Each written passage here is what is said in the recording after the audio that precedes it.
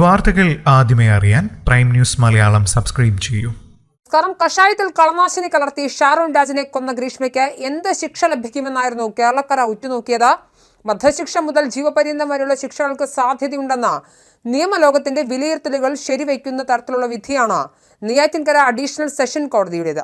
വധശിക്ഷ ലഭിച്ചതിലൂടെ കേരളത്തിലെ കുറ്റവാളികളുടെ ചരിത്രത്തിൽ പുതു റെക്കോർഡ് സൃഷ്ടിക്കുകയാണ് ഗ്രീഷ്മ. കേരളത്തിൽ വളരെ അപൂർവമായി മാത്രമാണ് സ്ത്രീകളെ വധശിക്ഷയ്ക്ക് വിധിച്ചിരിക്കുന്നത്. നിലവിൽ ഒരു സ്ത്രീ മാത്രമാണ് കേരളത്തിലെ ജയിലിൽ വധശിക്ഷ കാത്തു കഴിയുന്നത്. ആ പട്ടികയിലേക്ക് ഗ്രീഷ്മ രണ്ടാം സ്ഥാനത്തെത്തിയിരിക്കുകയാണ്. 2022 ഒക്ടോബർ 14 ഗ്രീഷ്മ വീട്ടിലേക്ക് വിളിച്ചു വരുത്തി കഷായത്തിൽ കീടനാശിനി കലർത്തി നൽകിയെന്നാണ് കേസ്. വിധി കേൾക്കാൻ ഷാരോണിന്റെ മാതാപിതാക്കളും കോടതി മുറിയിലെത്തിയിരുന്നു. സ്നേഹിക്കുന്ന ഒരാളെയും വിശ്വസിക്കാൻ കൊള്ളില്ല എന്ന സന്ദേശമാണ് ഗ്രീഷ്മ നടത്തിയ കൊലപാതകത്തിലൂടെ നൽകുന്നതെന്നും ഗ്രീഷ്മയെ ഷാരോൺ മർദ്ദിച്ചതിന് തെളിവില്ല, പ്രതിയുടെ പ്രായം കണക്കാക്കാനാവില്ലെന്നും ഗ്രീഷ്മയ്ക്കെതിരെ 48 സാഹചര്യ തെളിവുകളെന്നും സമർത്ഥമായി കോടതി നിരീക്ഷിച്ചു. വിഴിഞ്ഞം മല്ലൂരിൽ മോഷണത്തിനായി ശാന്തകുമാരി എന്ന വയോധികയെ കൊലപ്പെടുത്തി ചാക്കിലാക്കി തട്ടിൻപുറത്ത് ഉപേക്ഷിച്ച കേസിലെ ഒന്നാം പ്രതി റഫീഖ ബീവിയാണ് ഇപ്പോൾ വധശിക്ഷ കാത്തു കഴിയുന്ന ഏക സ്ത്രീ. ഒരു വർഷം മുമ്പ് നെയ്യാറ്റിൻകര കോടതി തന്നെയാണ് റഫീഖ ബീവിക്കും കൂട്ടുപ്രതികളായ മകനും കാമുകനും വധശിക്ഷ വിധിച്ചത്. അതേ കോടതിയും അതേ ജഡ്ജുമാണ് ഷാരോൺ കേസും പരിഗണിച്ചത്. വധശിക്ഷയ്ക്ക് വിധിക്കപ്പെടുന്ന കേരളത്തിലെ ഏറ്റവും പ്രായം കുറഞ്ഞ വനിതാ കുറ്റവാളി എന്ന റെക്കോർഡും ഇനി ഗ്രീഷ്മയ്ക്ക് സ്വന്തം. പ്രോസിക്യൂഷന്റെയും പ്രതിഭാഗത്തിന്റെയും 3 ദിവസം നീണ്ട അന്തിമവാദങ്ങൾ നേരത്തെ പൂർത്തിയായിരുന്നു. 1ഉം 2ഉം പ്രതികളായ ഗ്രീഷ്മയും അമ്മാവനും കുറ്റക്കാരാണെന്ന് കോടതി കണ്ടെത്തിയിരുന്നു. ഗ്രീഷ്മയ്ക്ക് പരമാവധി ശിക്ഷയായി വധശിക്ഷ നൽകണമെന്നായിരുന്നു പ്രോസിക്യൂഷന്റെ വാദം. കേസ് അപൂർവങ്ങളിൽ അപൂർവമാണെന്ന ശിക്ഷാവിധിക്ക് മുന്നോടിയായുള്ള അന്തിമവാദത്തിൽ പ്രോസിക്യൂഷൻ കോടതിയിൽ പറഞ്ഞിരുന്നു.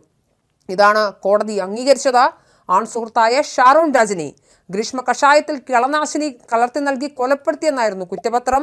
2022 ഒക്ടോബറിലാണ് കേസിനാസ്പദമായ സംഭവം നടക്കുന്നത്. ഒക്ടോബർ 14 ഷാരോൺ രാജിനെ ഗ്രീഷ്മ വിഷം കലർത്തിയ കഷായം നൽകി കൊലപ്പെടുത്തിയെന്നാണ് കേസ്. ആശുപത്രിയിൽ ചികിത്സയിലിരിക്കെ ഒക്ടോബർ 25 ഷാരോൺ രാജ് മരിക്കുന്നത്. പാറശാലയ്ക്ക് സമീപം സമുദായപ്പറ്റ് JP ഭവനിൽ ജയരാജിന്റെ മകനാണ് Sharon. Neyyoor Christian college of allied ഹെൽത്തിൽ BSc റേഡിയോളജി അവസാന വർഷ വിദ്യാർത്ഥിയായിരുന്നു.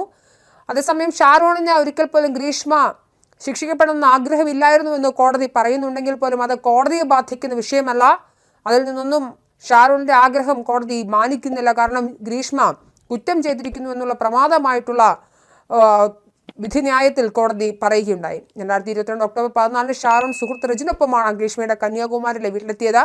ഇവിടെ വെച്ച് ഗ്രീഷ്മ ഷാരോണിന് കളനാശിനിയായ പാരക്വറ്റ് കലർത്തിയ കഷായം നൽകുകയായിരുന്നു. കഷായം കൊടുത്ത ശേഷം കയ്പ് മാറാൻ ജ്യൂസും കൊടുത്തു. പിന്നാലെ ഷാരോൺ മുറിയിൽ ഛർദ്ദിച്ചു.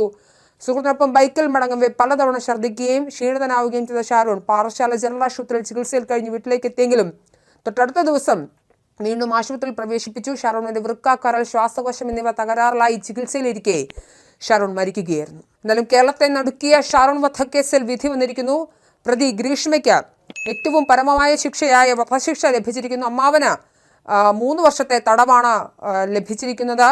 എന്തായാലും കേരള ചരിത്രത്തിൽ ഇതൊരു പ്രധാനപ്പെട്ട ദിവസമാണ്. കാരണം കേരളം ഉറ്റുനോക്കുകയായിരുന്നു ഗ്രീഷ്മയ്ക്ക് ലഭിക്കുന്ന വിധി എന്തായിരിക്കും എന്നുള്ളത്.